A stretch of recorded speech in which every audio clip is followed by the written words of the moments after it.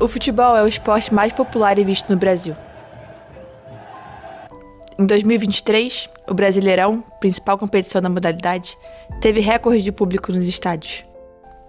Mas de onde vem essa paixão? Muitas respostas podem ser ditas, mas a emoção de gritar um gol talvez seja mais genuína.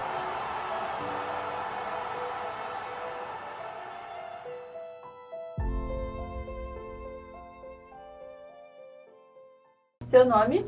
Fernanda Vicente. Luciana. Júlia Dias. Raíssa. Eu não sei muito bem a idade que começou, porque eu era muito novinha. Meu pai não tem relação com futebol, nem minha mãe. Então, eu desenvolvi meio que sozinha isso quando eu tinha por volta, acho que dos 4 anos. Quando eu era mais nova, né, antes dos 4, meus pais até me vestiam de Vasco e tudo mais. Mas depois eu pedi meu pai comprar uma camisa do Botafogo pra mim e desde então eu desenvolvi esse carinho, assim, pelo futebol. Não tanto pelo futebol, mas mais pelo Botafogo, assim. Teve influência do meu pai é flamenguista doente, minha irmã também. Minha mãe só vê porque a gente lá em casa é viciado mesmo, mas minha mãe não é. Mas meu pai, desde pequenininho, ele trabalha com esporte também, então minha casa respira esporte.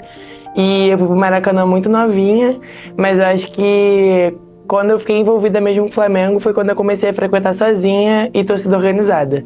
Aí minha relação ficou mais intensa com o Flamengo. Começou como torcedora quando mais ou menos 7, 8 anos de idade. Eu era sócia do clube, né, do Fluminense.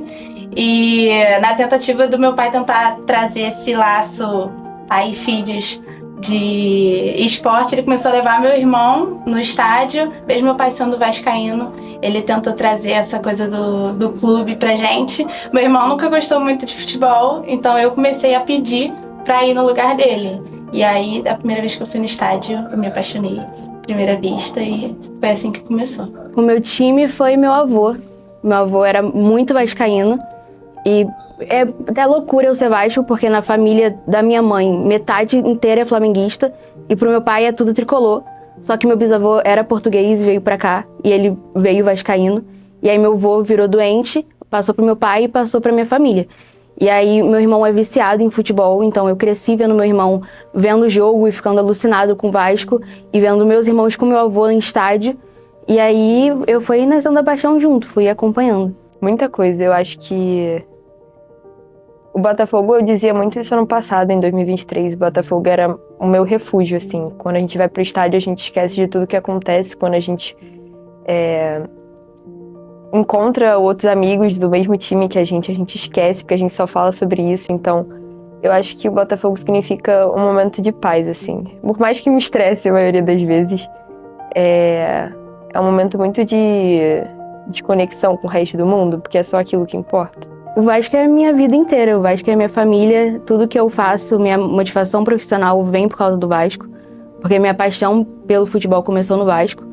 O Vasco é o que me liga no meu avô até hoje, meu avô é falecido, e toda vez que eu tô num estádio, eu tô em São Januário, eu sinto meu avô. E nem só em jogo, meu avô, a gente ia almoçar no restaurante do Almirante, então era uma tarde normal estar em São Januário. Então, estar lá mantém ele vivo em mim, então é uma parte muito significativa da minha vida. Fora a paixão pro futebol e a gente é motivado pelo nosso time também, né? Então, acho que a maior parte da minha vida é o Vasco. Cara, de falar que muitos, assim, eu gosto muito dessa parte da narração. Eu, antigamente, como eu falei, eu não tinha TV a cabo, então, quando eu não passava na Globo, eu ouvia no rádio, até hoje eu tenho esse costume. Então, eu tenho muitas vozes, assim, de narração na minha cabeça. E, pra mim, dessa final da Libertadores, por exemplo, é muito marcante pra mim a narração do gol do John Kennedy e o apito final, e aí por outro narrador, porque eu acho que é muito específico, é muito diferente. Cada narração, ela traz uma coisa diferente, uma energia diferente de arrepiar mesmo, assim. Eu gosto de narradores muito específicos que trazem realmente a emoção do jogo, fazem que a gente se sinta dentro do estádio. Final do Carioca de 2018, Botafogo, acho que foi 2018 ou 2017, final Botafogo e Vasco, que foi pros pênaltis. Não tô lembrando agora se foi 2018, mas eu acho que foi. E o Botafogo tava perdendo de 1-0, e aí eu desliguei a televisão no final do primeiro tempo, falei, acabou, é isso, perdemos. E aí eu escutei meu vizinho gritando fogo. E aí eu liguei a televisão rápido, o Carly tinha feito um gol no final do segundo tempo. E aí foi pros pênaltis, né? E a gente ganhou nos pênaltis e foi, assim, a primeira vez que de casa, assim, eu acho que eu consegui sentir tudo que eu sentiria no estádio. E foi incrível, porque em casa a gente consegue zoar todo mundo também pelo WhatsApp, né? Enfim, foi legal. Por um tempo foi muito complicado pra mim, porque quando eu comecei a ir pro estádio, eu sofri um assédio e me deixou muito desconfortável. Só que eu não queria deixar de ir porque era o que eu amava fazer. E aí eu comecei a ir de calça ou ficar longe de tumulto.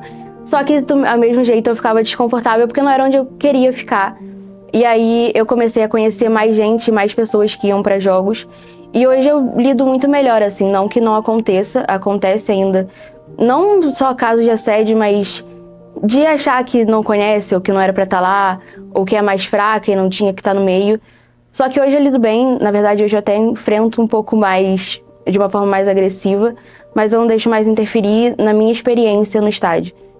Então, eu tive 2 trajetórias assim. Uma, quando eu ia sozinha com a minha irmã, eu não conhecia ninguém, eu já sofri machismo, já tava, tipo, em arquibancada assim, aí um grupo de garotos já...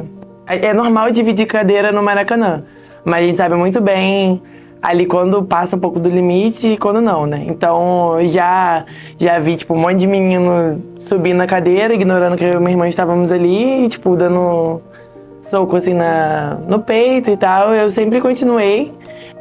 Não presenciei muitas coisas, tipo, assédio mesmo, assim, mas já passei por alguns problemas, só que a partir do momento que eu comecei a andar em bloco, principalmente com homens, nunca mais sofri nada disso. Que é raro também, né? Só respeito ao homem mesmo. Com certeza. Até amigas minhas que não iam antes, hoje se sentem mais confortáveis de estar ali dentro. Eu acho que tudo na vida é evolução, eu acho que o futebol meio que acompanha isso. E a sociedade vai evoluindo, mesmo que pessoas tentem retroceder ela vai evoluindo. E a visão, mais mulheres falando sobre futebol, mais mulheres na mídia falando sobre futebol, mais jornalistas, mulheres, árbitras, juízas, o que for, a pessoa se sente representada. Você vê que você pode estar em um lugar que não é apenas em casa, sentada assistindo. Às vezes nem assistindo se sente confortável, se sente nesse lugar. Mas quando você vê outra pessoa igual você fazendo, você sente mais essa liberdade. Sim. Com certeza. Eu acho, né? Tem várias torcidas organizadas também que tem uma parte só de mulheres, então acho que isso ajuda também. O futebol tá cada vez mais sendo assistido e cada vez mais as mulheres também têm interesse, não é só um espaço masculino. Eu acho que eu não sinto que eu tenho outra escolha. Eu nunca cogitei não amar o Vasco porque tá numa fase ruim ou qualquer coisa. Porque é uma parte de mim, é como se eu fizesse qualquer coisa na minha rotina. Já sou eu, não tem como deixar uma parte do que eu sou, uma parte do que tá em mim. Eu nasci Vasco antes de me tornar Vasco. Vasco sempre esteve na minha família, em tudo que minha família fazia antes de mim e depois de mim.